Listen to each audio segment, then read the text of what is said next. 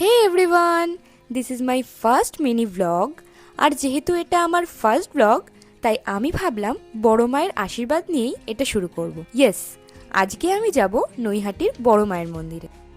তাই সকাল সকাল উঠেই স্নান করে হেয়ার ড্রাই করে নিলাম। আজকে আমি পরে নিয়েছি একটা ব্লু ড্রেস।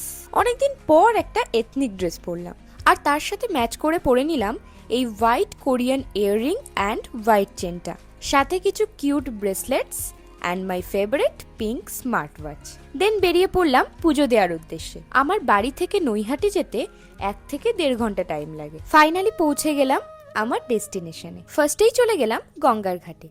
মা গঙ্গাকে প্রণাম করেই মন্দিরের উদ্দেশ্যে রওনা দিলাম। অনেকদিন ধরেই ভাবছিলাম মায়ের কাছে আসবো, কিন্তু পড়াশোনার চাপে একদমই টাইম হয়ে উঠছিল না। আজ টেম্পারেচার এতই বেশি ছিল যে খালি পায়ে হাঁটাই যাচ্ছিল না। তবুও মায়ের দর্শনে এসেছি, এইটুকু তো সহ্য করতেই হবে। প্রচুর ভিড় ঠেলে ফাইনালি পুজোটা সেরেই চলে এলাম একটা ফটো শপে। সেখান থেকে বড় মায়ের একটা ফটো ফ্রেম নিয়ে আসার সময় রাস্তায় পেয়ারা মাখা দেখতে পেলাম। পেয়ারা মাখা দেখবো আর আমি খাবো না, এটা ইম্পসিবল। সত্যি এটা খেতে খুবই টেস্টি ছিল।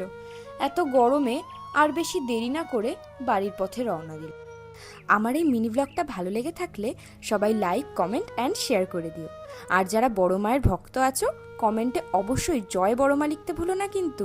সো নেক্সট ভিডিওতে দেখা হচ্ছে। Till then by.